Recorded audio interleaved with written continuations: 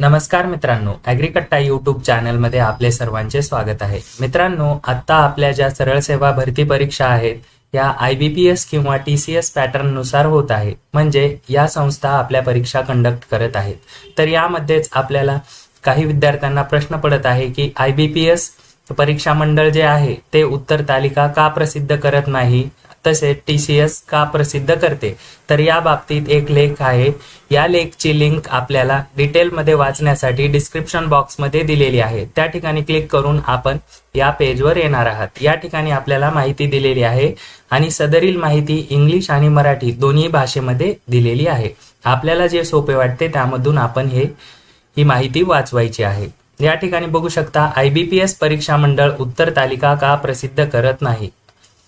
तर यामध्ये IBPS जे आहे त्यांच्या IBPS PO, clerk, SO, RRB आणि आता सध्या जे आहे सरळ सेवा भरती परीक्षांसाठी अधिकृत उत्तर तालिका जारी करत नाही। यामागे काही महत्त्वाची कारणे आहेत। त्यामध्ये ऑनलाईन परीक्षा स्वरूप यामध्ये दिलेला आहे। IBPSच्या सर्व परीक्षा ऑनलाईन संगणक आधारित स्वरूपात घेतल्या जातात। प्रत्येक विद्यार्थ्याला वेगवेगळी प्रश्नपत्रिका मिळते, जे मोठ्या बँकेतून किंवा ज्या मागील परीक्षा आहेत त्यामधून निवडलेले असतात। त्यामुळे एकच उत्तर तालिका जाहीर करणे कठीण होते। त्यानंतर दुसरा आहे सुरक्षा आणि गोपनीयता। उत्तर तालिका जाहीर केल्याने परीक्षेची सुरक्षा आणि गोपनीयता धोक्यात येऊ शकते। IBPS परीक्षेच्या प्रक्रिया सुरक्षित ठेवण्यासाठी आणि प्रश्नफुटी टाळण्यासाठी कोणतीही उत्तर तालिका प्रसिद्ध करत नाही। त्यानंतर तिसरा पॉइंट आहे नॉर्मलायझेशन प्रक्रिया। IBPS विविध सत्रामध्ये परीक्षेचे नॉर्मलायझेशन करते, ज्यामुळे सर्व विद्यार्थ्यांसाठी समान स्तर राखला जातो। प्रत्येक सत्रातील प्रश्नाचा कठीणपणा थोडा वेगळा असू शकतो।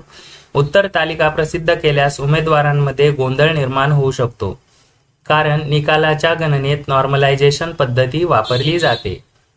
त्यानंतर चौथा पॉइंट आहे अपील आणि वादविवाद टाळणे। उत्तर तालिका जारी केल्यास अनेक विद्यार्थ्यांकडून अपील आणि वादविवाद येण्याची शक्यता असते।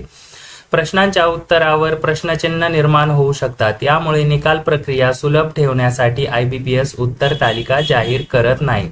मित्रांनो, अशा पद्धतीने हे सर्व 5 पॉइंट या ठिकाणी दिलेले आहेत। त्यामध्ये 5वा पॉइंट आहे ट्रान्सपरन्सी, म्हणजेच पारदर्शकता। उत्तर तालिकेऐवजी IBPS निकाल जाहीर झाल्यानंतर स्कोअर कार्ड प्रदान करते। यामध्ये उमेदवाराच्या प्रत्येक विभागातील कामगिरीची माहिती दिलेली असते। म्हणजे गणित, बुद्धिमत्ता, इंग्लिश आणि GK जे काही आपल्याला सेक्शन असतील त्यामधील सेक्शननुसार मार्क आपल्याला जाहीर केले जातात, ज्यामुळे विद्यार्थ्यांना त्यांचा स्कोअर कळतो आणि पारदर्शकता राखली जाते। या सर्व 5 पॉइंट नुसार आपल्याला कळाले असेल की IBPS परीक्षा मंडळ उत्तर तालिका का प्रसिद्ध करत नाही।